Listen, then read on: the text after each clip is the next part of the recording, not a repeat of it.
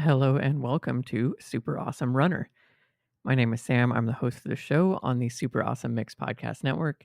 You can find more of this show's content and connect directly with me at Super Awesome Runner on Instagram and on Threads. I had a goal this month of reaching 125 followers, and I'm happy to report at the time of this recording, I'm at 114, maybe a couple more, which is great. I'm really proud of myself. It's been a lot of fun on there and connecting with people and just joining the runner conversation on Threads, it is thriving, let me tell you. There are a lot of runners, and as you've probably figured out, we all love talking about running. And here we are with me talking about it, and hopefully you listening and enjoying. Today, I am going to take a little bit of time to talk about the 2-minute rule. There's actually a couple of 2-minute rules that come to mind, and they are both incredibly helpful little bits of information to use throughout your day and your life. So one of the 2-minute rules is known as, this idea that if you can do something in under 2 minutes, you should do that thing, because if you don't, what you end up doing is leaving a task open in your mind, and our brains really don't like open tasks because they will hold on to it, whether consciously or subconsciously, and it ends up being truly an open thread. Talk about threads here. This is something that ends up opening in your mind and being held there for however long it is that you need to do this thing. It's very similar to an experience you might have just in your everyday life. Let's say that there is a box you need to collapse and take out to recycling, and you keep looking at it and you walk by it maybe 20 times a day, or maybe 100 times, wherever this box is. Like, it's in your home somewhere and you see it, and every single time you walk by it, you're like, I really need to collapse this box and take it outside. What ends up happening is that becomes truly a mental weight on your brain. Your brain has logged away that this is something you need to do. Every single time you see the box, you process it, your visual cortex, like your eyes see it, reports to your visual cortex connects into your memory system, and your memory is like, oh, I have identified this box. This is the box that I need to break down and take out to recycling. Then that pings your conscious thought of like, hey, you should really do that thing. You still haven't done it. And the fact that you haven't done it can actually create a sense of, a little miniature nano sense of despair, because the longer that you don't do it, the more you feel like you're kind of just failing at not doing this thing. You can imagine that throughout your entire day, there might be a lot of versions of cardboard boxes that you need to break down. It might be a cardboard box. It might be that you haven't made the bed yet. It might be that you need to wash the dishes. It might be that you have to pay your taxes. It might be that you've got to do laundry, and so on. There can be a lot of these tasks that open up. So the 2-minute rule, the first one, really is this idea of shutting down open tasks, because they really can weigh on you both emotionally and mentally over time. So if it's going to take you, and I bet it would, less than 2 minutes to break the box down, take it out to recycling, you should just do it then and there, because then it's completely wiped from your memory and your brain is no longer storing that. It's also no longer a visual piece of information that your brain and your visual cortex needs to process, because it's just gone, right? You've done the thing and you've moved on. And I'm willing to bet that you have no memories of all the number of boxes in your life that you've ever collapsed and taken out to recycling, because honestly, unless something notable happened on that trip, your brain has no reason to save that information. It's just garbage information, quite literally in this case. And so the 2-minute rule in that regard is to just help you lighten your mental load, because our life is filled with 2-minute tasks. And so the more that you can just, if you identify something you need to do and you can just do it right then and there, you are saving a ton of mental, strain in the near future for you, or possibly long-term future, depending on how long you don't do this thing. So that's the first 2-minute rule. The second 2-minute rule comes from James Clear, the author of Atomic Habits. Excellent book if you've not read it.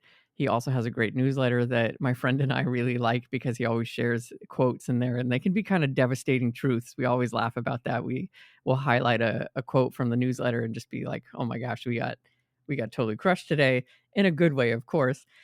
There's a good way to be crushed. Absolutely.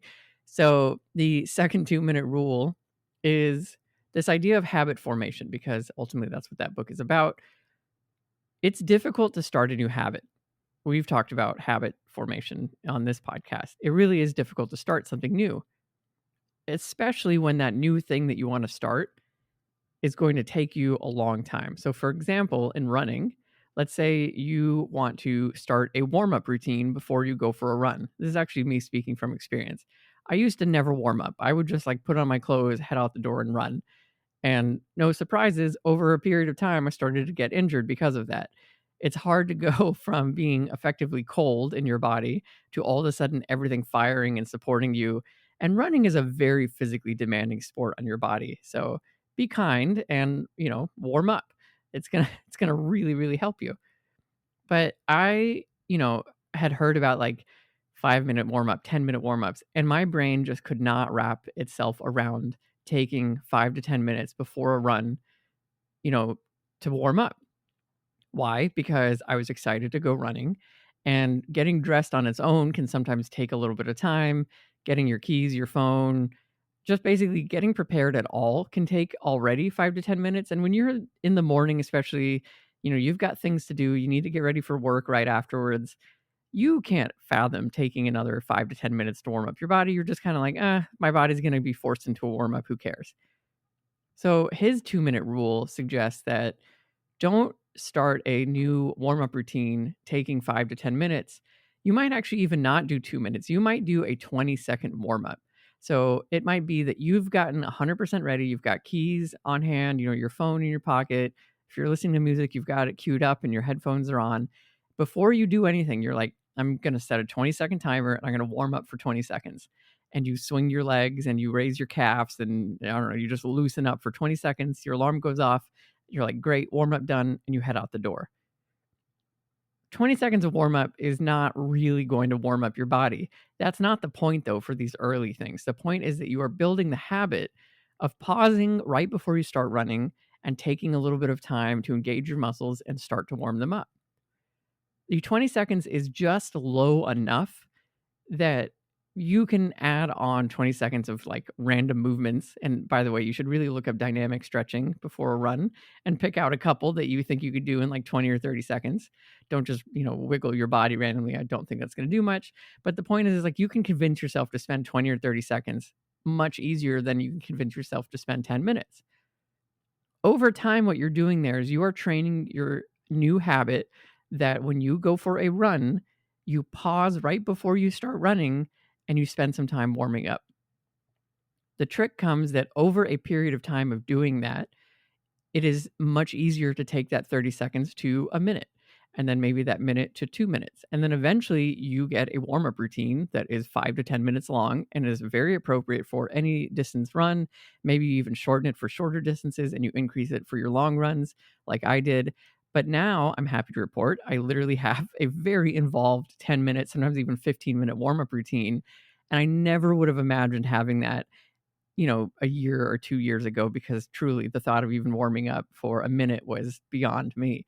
But now I enjoy it. I look forward to it. I am so programmed to do it that if I don't do it, I feel like I've missed something. Like it's become so ingrained in my get ready and go habit formation that it'd be very similar to that feeling of like, oh no, I've left the house and I haven't brushed my teeth. Like that, for me personally, that's an awful feeling. All of a sudden my mouth tastes so bad and all I need to do is get to a toothbrush, or if I can't, I'm going to go buy some mints or something or grab some gum, because I don't know if you have that experience, but it's just a terrible feeling.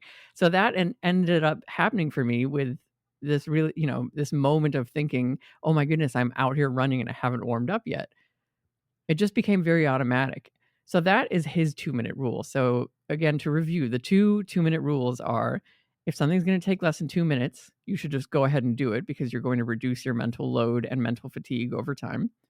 The second 2-minute rule is that you should focus on introducing a new habit 2 minutes at a time. And again, it doesn't have to exactly be 2 minutes. You could literally shrink it down to 20 seconds, 30 seconds. But the point is that you are training yourself to take a little bit of time to do something. And then over time, you can expand that clock. So you take it from 2 minutes to 4 to 10 to an hour, because, whatever the case may be. Because you can even imagine doing this with convincing yourself to start a running habit or start a weightlifting habit. Strength training is so important and will help you a lot if you aren't already doing that whenever you run. And, convincing yourself to go and spend an hour in a gym once a week That's a lot, but convincing yourself to buy some weights and leave them around your home and lift them for 2 minutes every other day or every 3 days, whatever the case may be, you can convince yourself to get there, and eventually it'll reach the point where you're like, "Okay, I've already got the weights in hand, let me expand the routine," and before you know it, you've built strength training into your, running routine.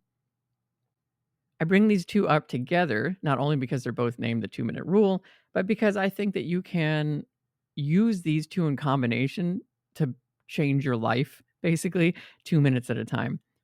If you start to become the person that sees things and immediately acts on them, I guarantee you, you will feel like $1,000,000. It's unbelievable. There are streaks in my life where I follow that rule religiously, and if I see something and I can just do it right then and there and I do take care of it, I end the day feeling so satisfied. I also feel much lighter and less fatigued. Ironically, right? Because I'm actually doing more work throughout the day, but the fatigue doesn't set in because I'm not seeing the amount of work that I need to do building up around me. Instead, I'm just seeing nothing, right?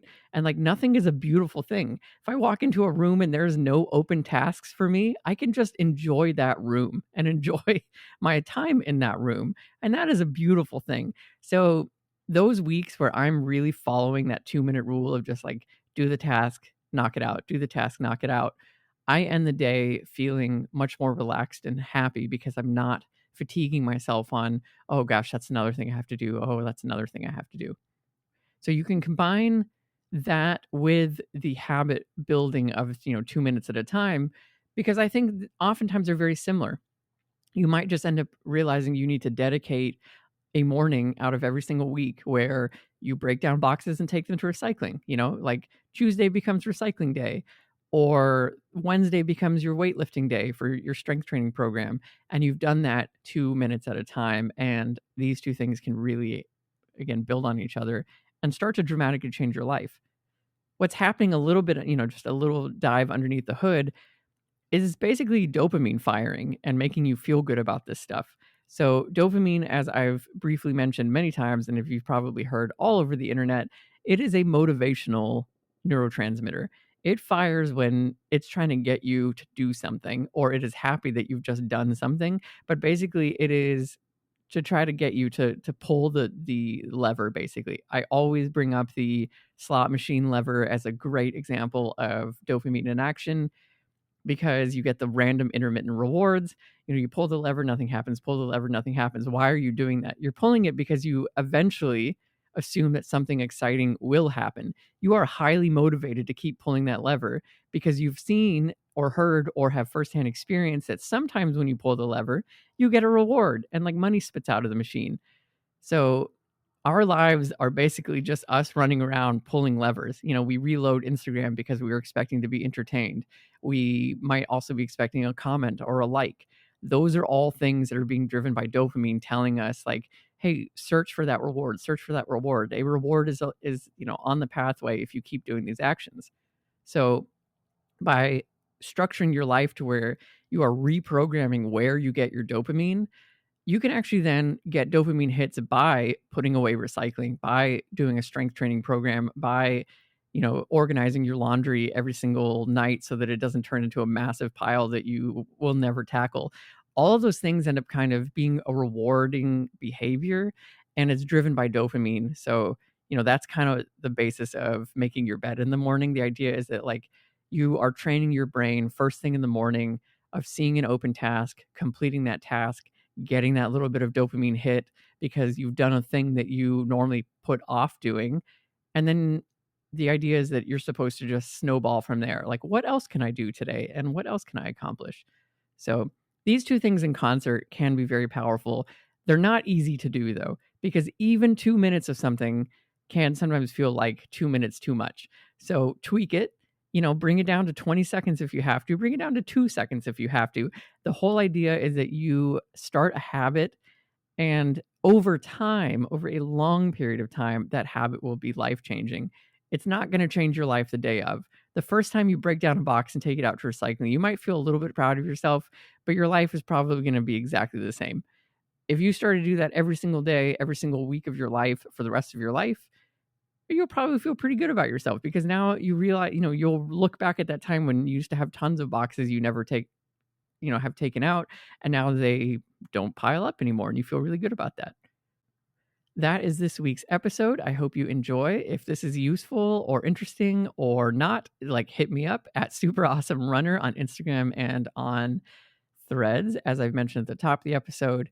I hope you continue to have a super awesome week ahead. I hope you stay safe and your family and friends are safe with everything going on in the world. It is. I've read a number of threads where it's like the 7-day trial of 2025 is awful. How do I not renew? And I understand, like, there's been a lot going on, but we will continue to work on ourselves, and in that way we can help others and be there for them, because showing up for yourself first is one of the best ways to then show up for others. So I hope you take care, and I will see you next Tuesday.